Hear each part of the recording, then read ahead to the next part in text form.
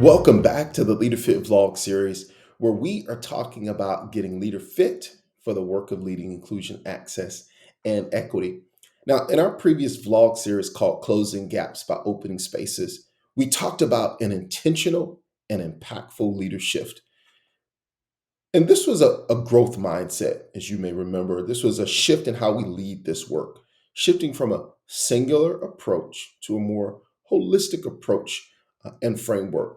Now, in this vlog series, as you already know, particularly if you have been joining us, we have been getting leader fit. And I hope that's what you've been doing, getting focused, intentional, and tracking our leader moves that impact this work.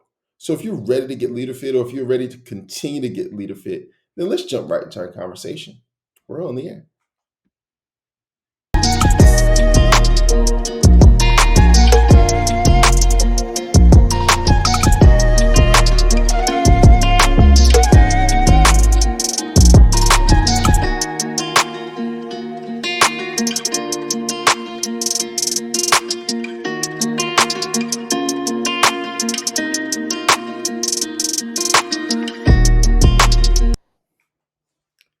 So I truly trust that you have been getting fit and seeing the impact gains from your leader moves and work, because my goal, as you know, for those of you that have been joining us in this series, I consider myself your personal leader fit trainer, and hopefully you've begin to consider me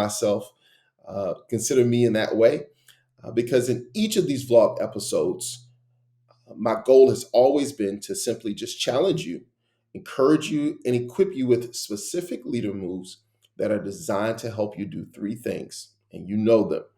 It's to stay focused on the work, be intentional in prioritizing the work, and then tracking it on your calendar so you can work on the work and even measure your impact on teacher growth and student learning, particularly for those students with disabilities, right?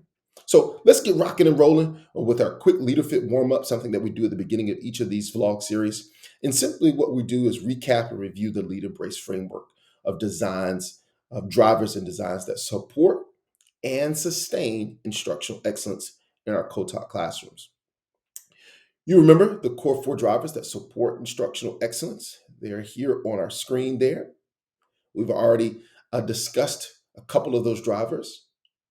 And then you may remember our core four designs that sustain the instructional excellence for students with disabilities. And we consider these our mighty eight. Right?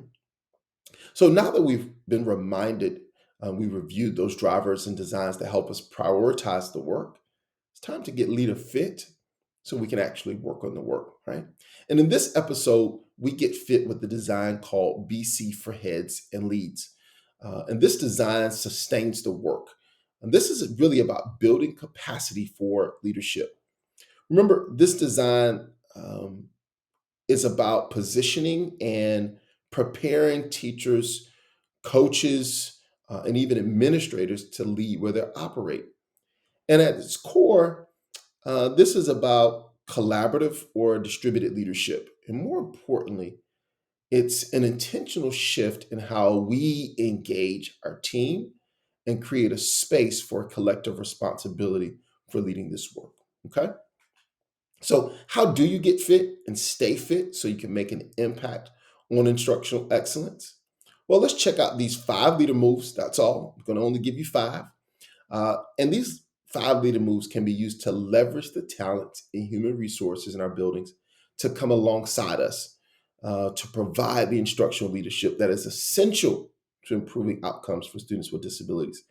And of course, these leader moves align with our Leader Fit guide of being focused, intentional, and of course, trackable, right? So, leader move number one, let's get right to it.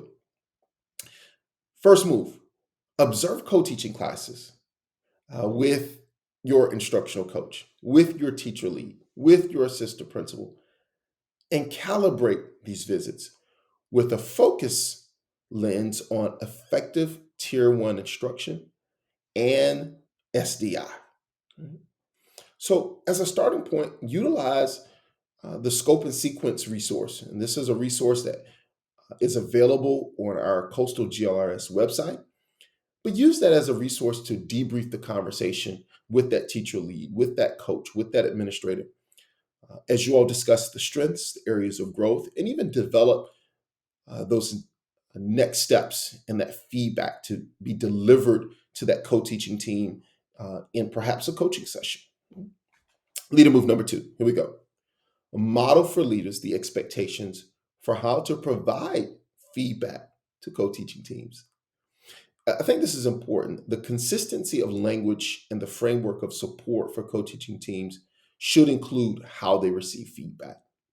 Therefore, take the time to build the capacity of your leaders um, uh, to coach them and to provide that feedback. Right? Remember that co-teaching or the coaching OT driver is one of the most important drivers that we can leverage, right, to support instructional excellence. So, teachers who engage in this work are more reflective in their teacher practices. Right? In my experience, I have seen the growth in their instructional practice for sure. Leader move number 3. Here we go.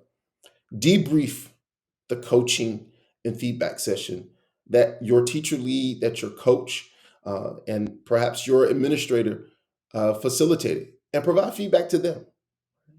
This is truly the intentional component of this design. Building their coaching capacity through feedback is a powerful tool to creating a strong instructional culture.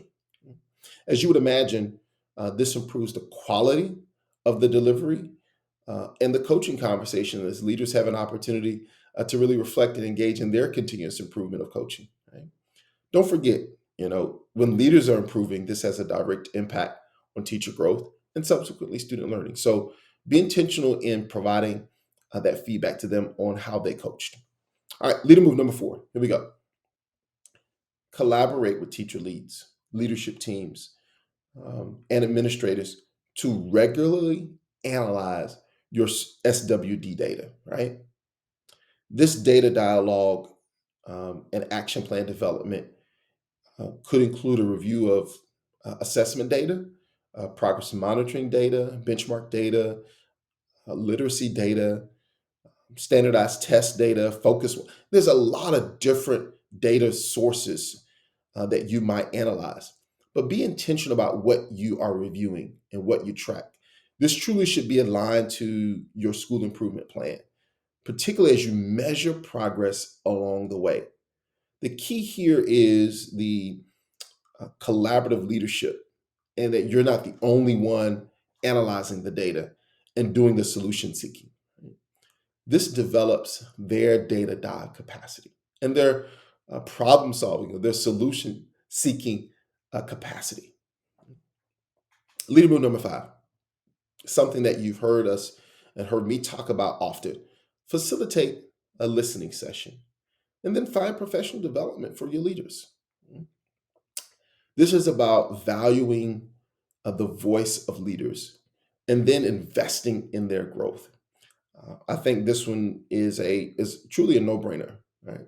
But if you're not intentional in setting aside time to invite and even expect your leaders to share their thoughts about their observations, about their recommendations, their perspectives, then they never really get an opportunity to really talk the talk and walk the walk. And a listening session is just that. You listening as the leader by asking good questions, right?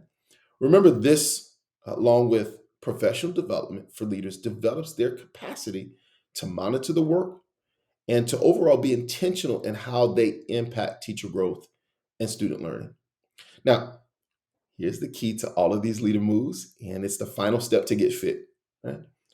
Put it on your calendar so that you can get it done and then track your work. Right? Listen, leaders, being fit is not just about hard work, it's hands on work.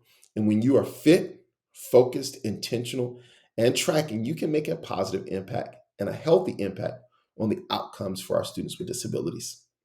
Listen, I look forward to you joining me for our next LeaderFIT vlog workout.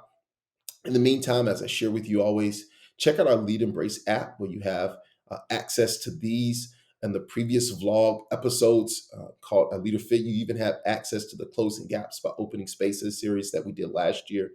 And know that these are things that you can use to help you continue to grow. And just go to our Coastal GRS website and email us to request access if you do not have access to this app already.